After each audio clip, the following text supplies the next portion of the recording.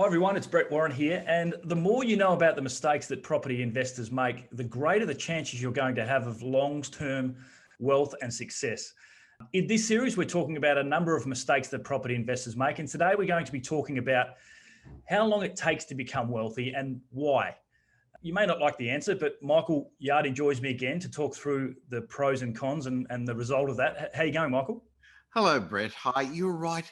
It is a misconception. A lot of people think property investment's simple, it's easy, it's quick, and it's not, is it, Brett? Definitely not. Definitely not. So, Brett, I think if people ask me how long would it take to become financially independent from property, and that's really what you're after, isn't it? You're trying to build an asset base to replace your personal exertion income.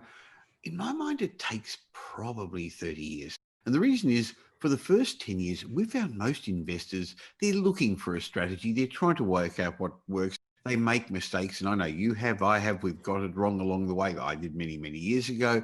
And then they take a number of years to unravel what they've done wrong. And then it takes a couple of property cycles, and to be blunt, probably 3 property cycles to build enough of an asset base. I found, Brett, most people coming to us initially have unrealistic expectations. No, you're absolutely right, Michael. It's interesting, isn't it? Especially in this day and age of instant gratification, where obviously the emails pop in your inbox, and 5 properties in 5 years, and getting rich a lot quicker. It's really, I guess, a shiny object syndrome we talk about that people aren't prepared to be holding the longer term of being patient, and that they're chasing that instant gratification. That's one of the reasons people look for the next hot spot, isn't it? And while you may make a quick one-off profit, unless you've got an area that's going to outperform in the long term, just a one-off profit and then having a dud that doesn't grow much doesn't really get you where you want to, does it, Brett? That's exactly right. And I guess apart from the obvious, which is getting it right the first time, Michael, what are some of the things that our viewers can look for and look to do to reduce that time frame? Well, I think you made a good point. Getting it right the first time is important. It's been shown that 50% of property investors sell up in the first 5 years, about 20% in the first year or two. So most property investors don't hold on. And we know that the majority of property investors, over 90%, never get past their second property. If you get the first one right, it's the stepping stone to a bigger portfolio. And if you don't, it just is going to hamstrung your future success. So how do you get it right? How do you get it shorter? Well, the first thing is, don't make mistakes. Easy to say, isn't it?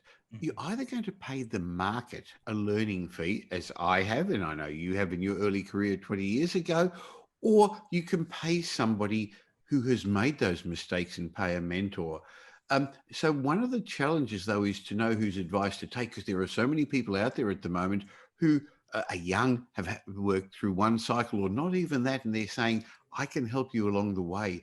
No, you need to find somebody who already has achieved what you want to and has held on to their wealth for a number of property cycles, and somebody who's actually got it wrong, somebody who's made mistakes and learned from their mistakes.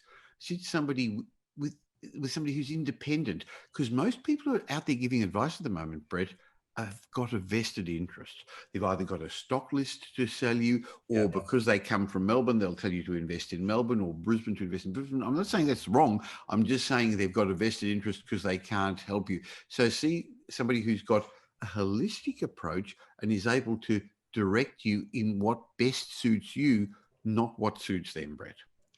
I completely agree. I think to summarize that, Michael, it really comes down to having a level of perspective. And I think experience is key in this type of market.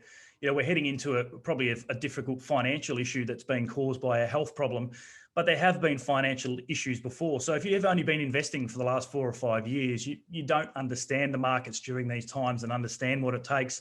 So having that 20, 30 years of experience in investing is really invaluable. And I guess that's what these short videos are about, learning from those mistakes and learning from people who have been there and done that, as you said. So I think that's very important to clarify.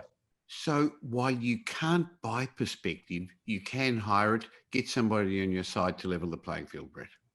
Absolutely. Thank you for your time today, Michael. My pleasure, Brett.